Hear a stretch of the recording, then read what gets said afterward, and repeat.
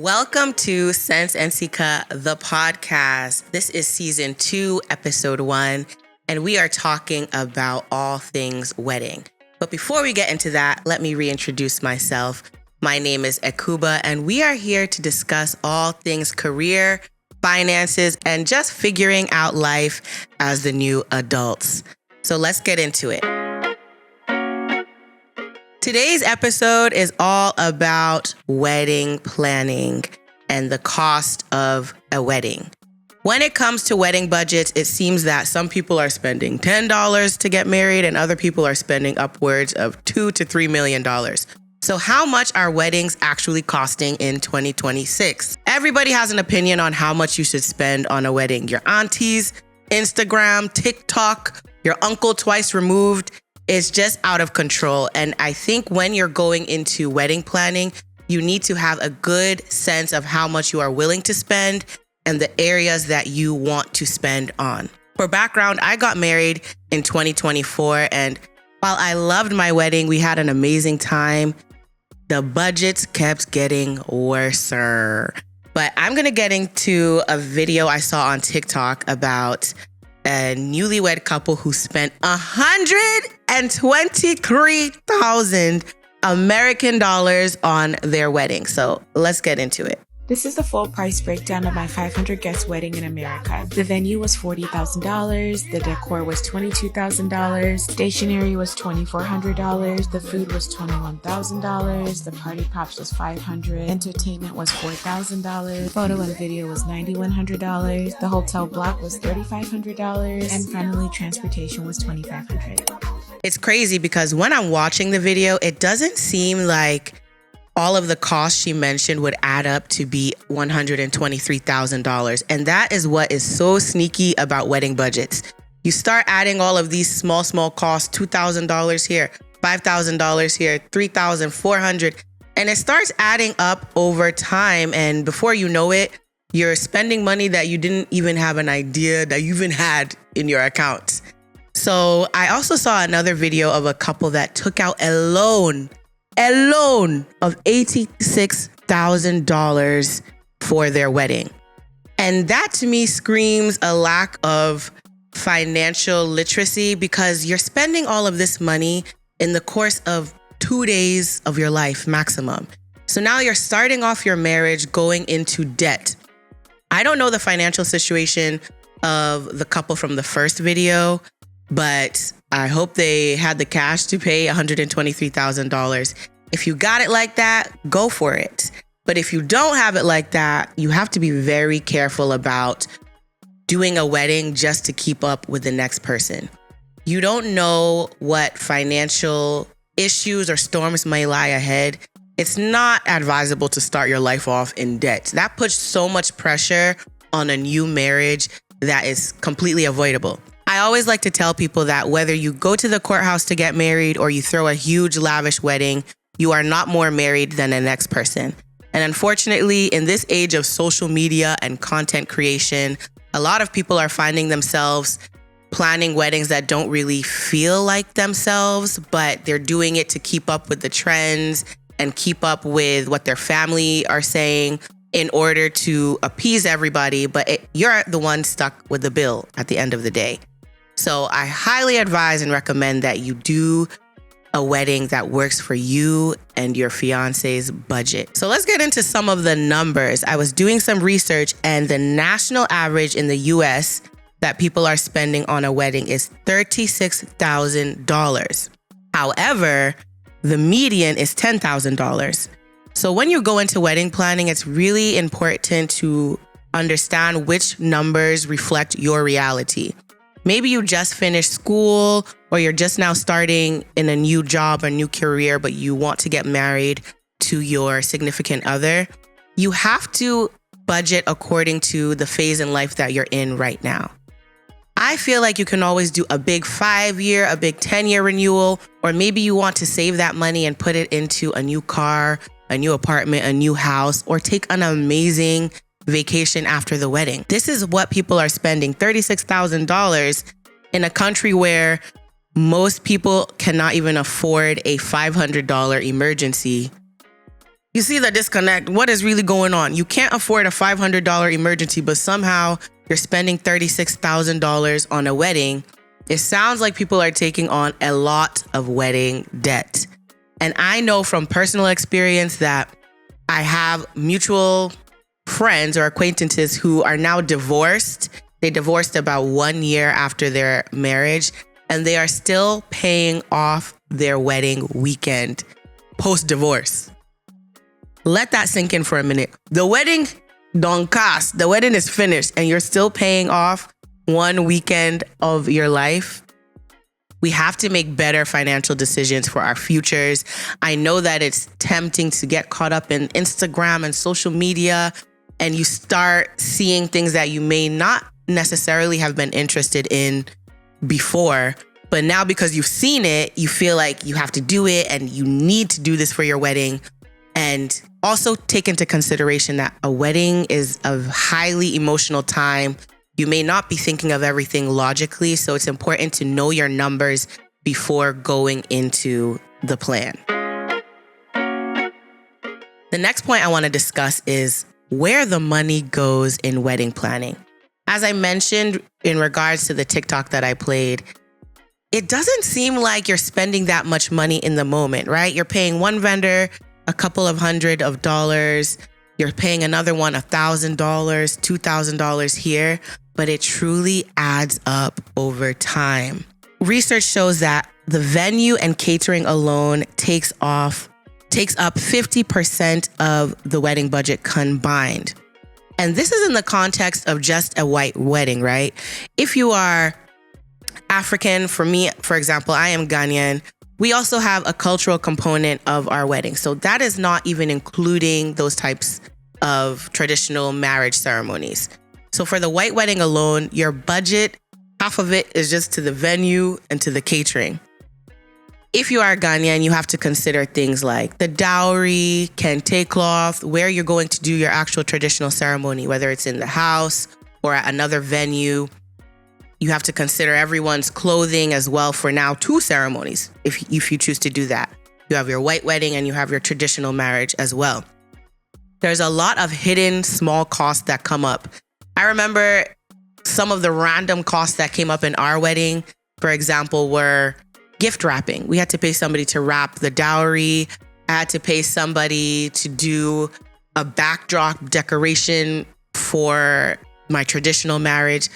All types of things that you don't consider, but it helps the day to come together and look a lot nicer. And like I said, it adds up over time. So have a sense of your budget, and you might have to add on some padding depending on your cultural background, where you're coming from, and talk to people. I always like to tell people that you're not the first to get married and you won't be the last. Talk to your married friends or people who you know that are in the wedding process and get an idea of some of the hidden expenses that surprised them that came up along the way. So yes, take into consideration that the venue and the food is going to eat up a lot of your budget, but there are also a lot of small hidden costs and fees to also consider along the way. Speaking of which, I also had to pay my designer to do a veil for me after I paid for the wedding dress, and I had to pay for her girls to come and help me fit the dress on and get fitted. Just costs that you don't know because this is your first time getting married. Why would you know that you have to make all of these additional little payments? And when it comes to added costs, a big thing that you need to consider is the guest list. Oh, the guest list, the drama, the theatrics.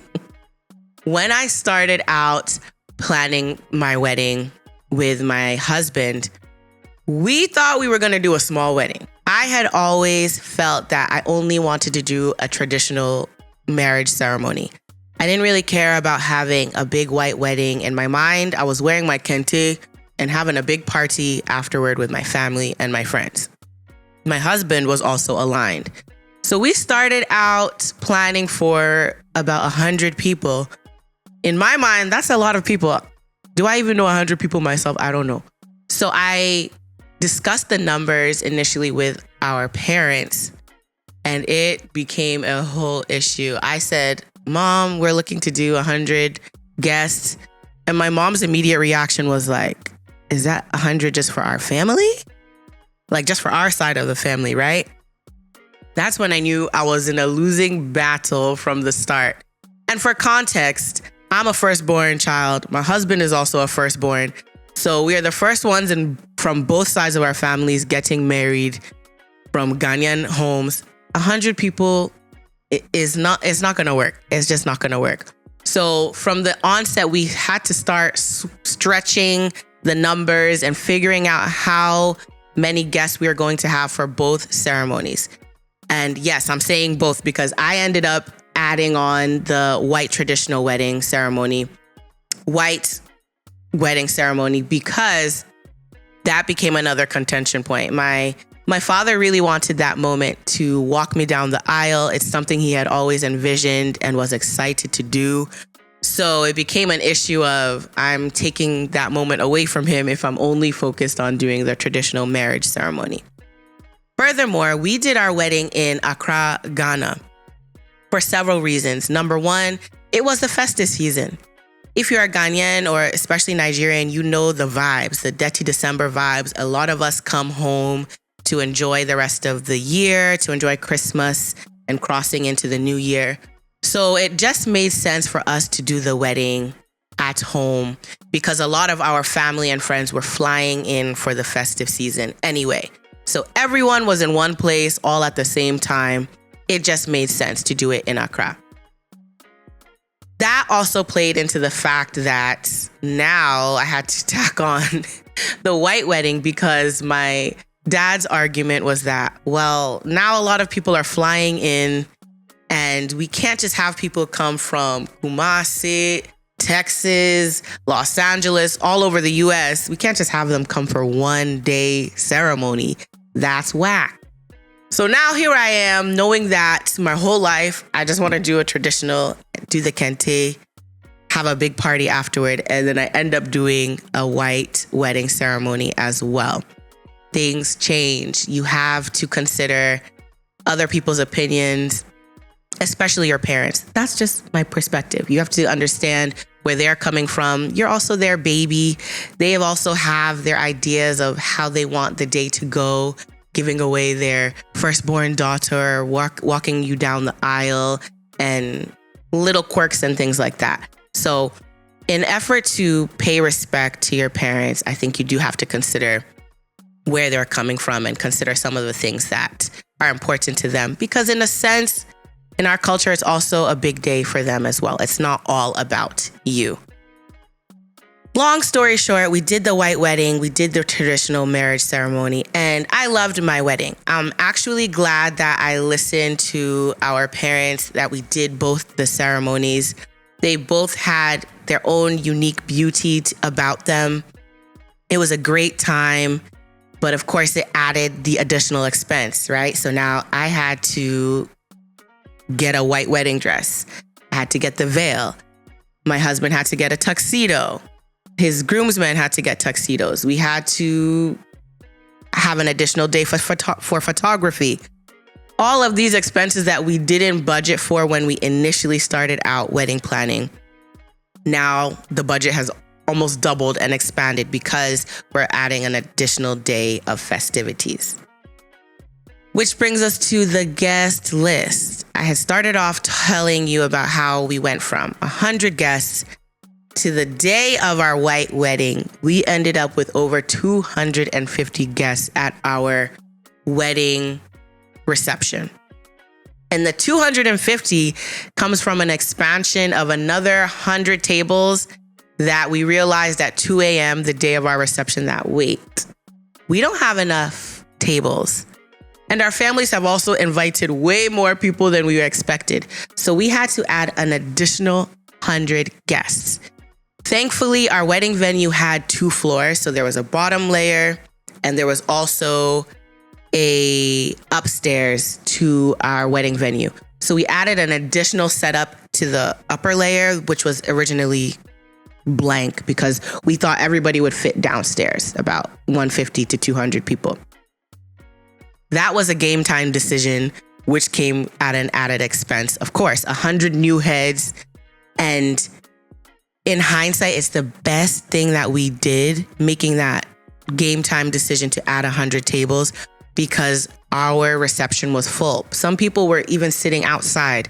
So I know of 250 chairs that we paid for, but it seems like people had their own setups and were sitting outside just having a good time anyway. So I'm sure well over 300 plus guests were at our wedding reception at the end of the day.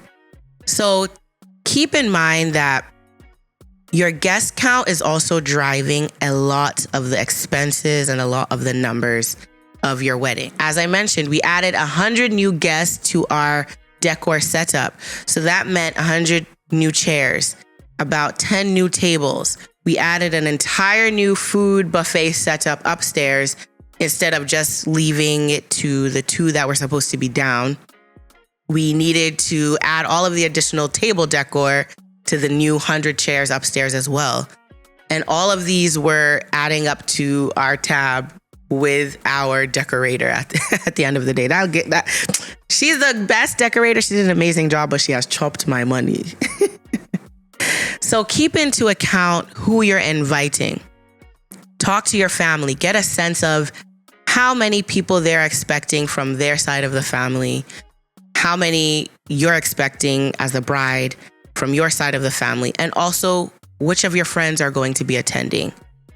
I do think in the context of our dear African friends and family, it can be difficult to get a pinpoint sense of how many people will be coming, especially because we're more relaxed with these things, right? Like, oh, I'm expecting 100, 150. Half of my guests didn't RSVP. And if you're watching this and you came to my wedding, I'm sure you didn't RSVP. And we need those numbers to get a sense of how many people we should be catering for, how many tables, how many chairs in the traditional venue. But sometimes you just have to guess.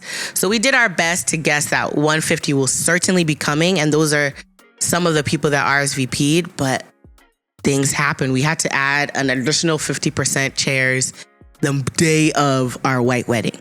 So you can imagine what other couples are going through when it comes to these weddings. I get on social media and I see some weddings that are going on in Lagos and other parts of Accra. They're having upwards of 500 guests, 600 guests, and their wedding ceremonies are taking place over 3-4 days long. I can only imagine the level of stress trying to understand how many guests are coming and cater for all of them. And the challenge about not knowing how many guests are coming comes down to the food, in my opinion.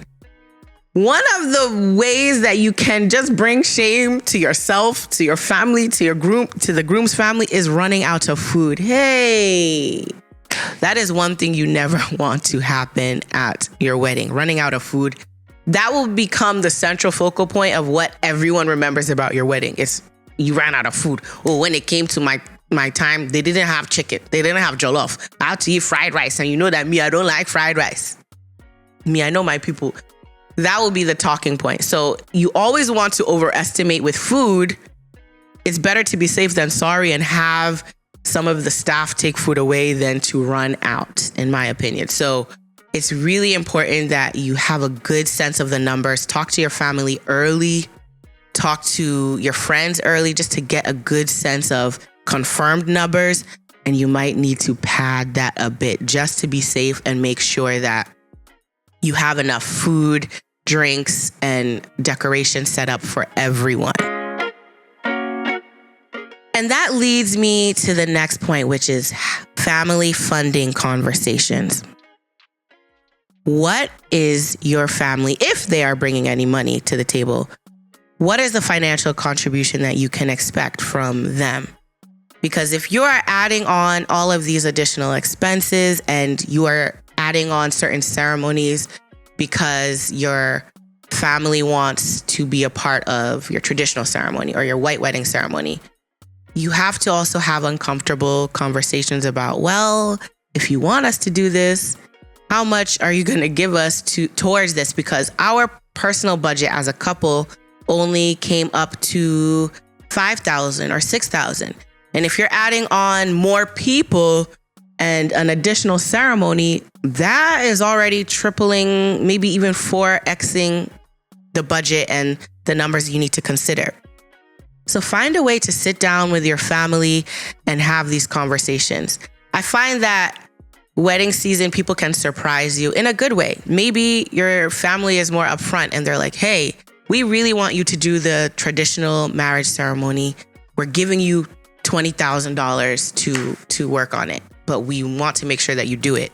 Because I have friends who only opted to do the traditional church ceremony, the white wedding ceremony, and their parents pretty much begged them to do the traditional. So their situation was the opposite of mine.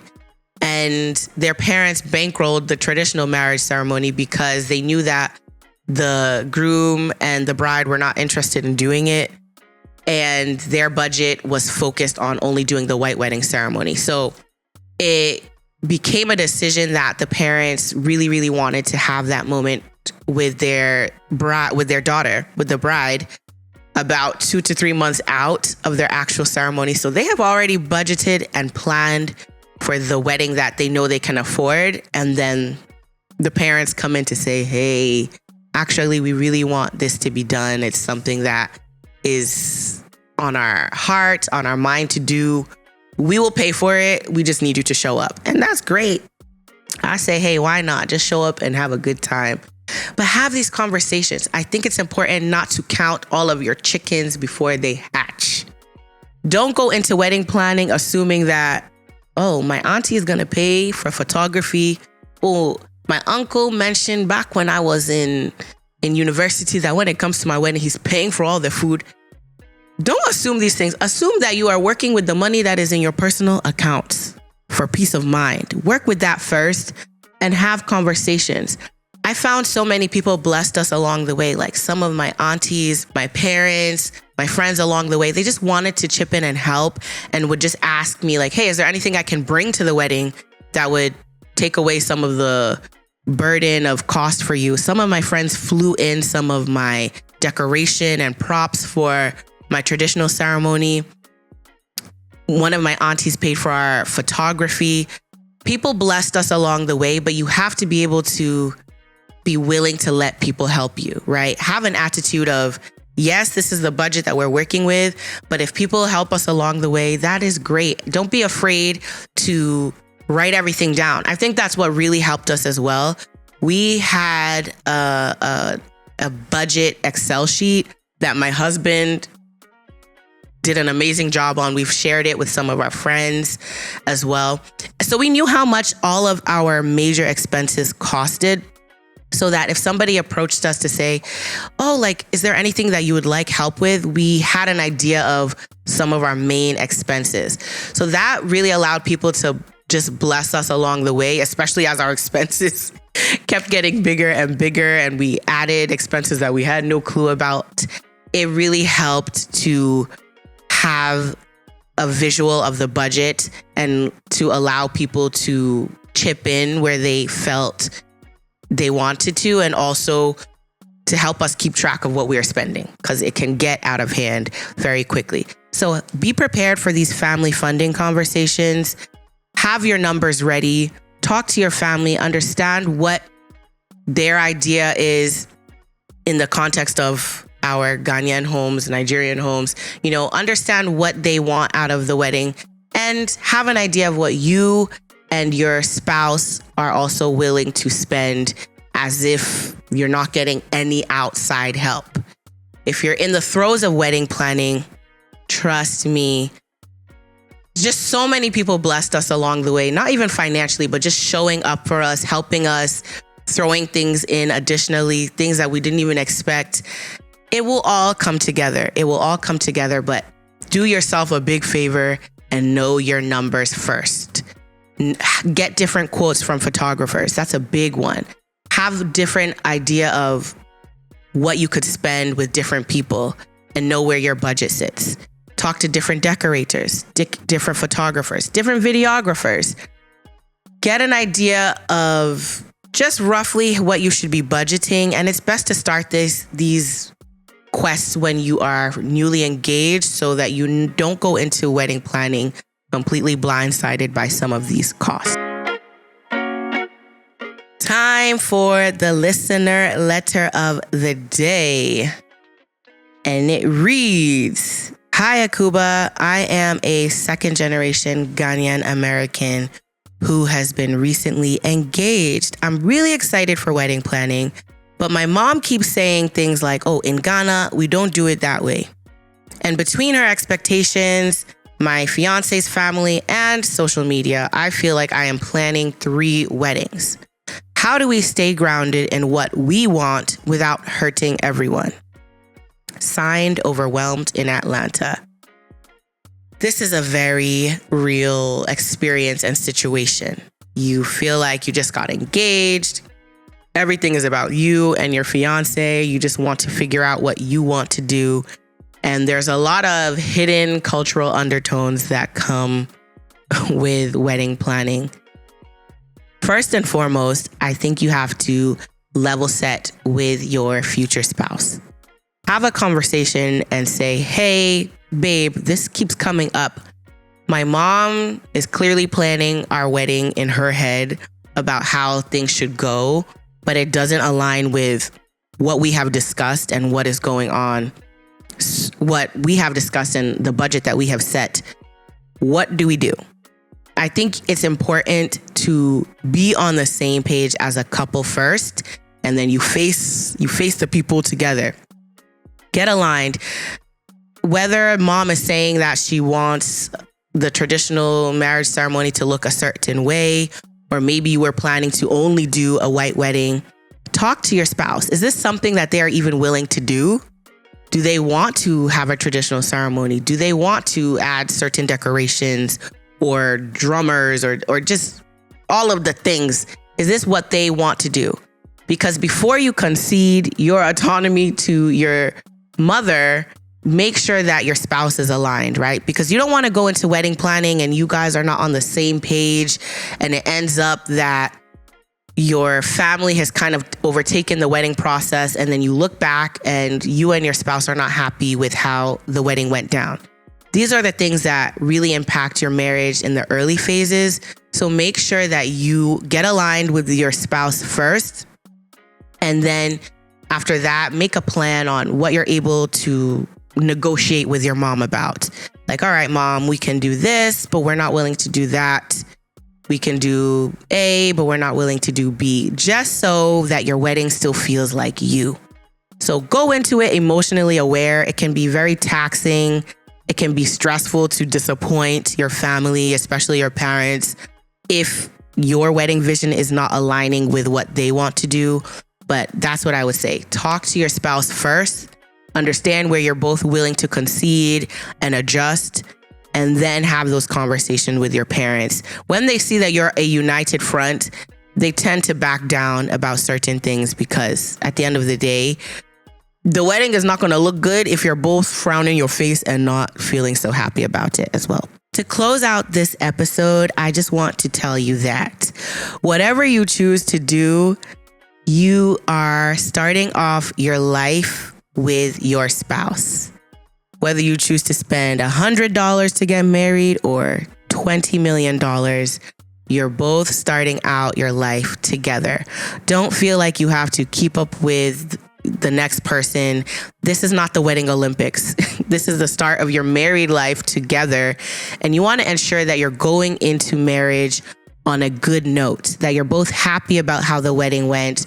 You're both okay with the money spent and you're able to close your mind from your wedding and move forward into your life, planning it together, and everybody is happy. Don't compete. Don't go over budget. Please, if you can, please do not go into debt over a wedding. Focus on you and your spouse as a couple and starting off your life on the right note. Till next time.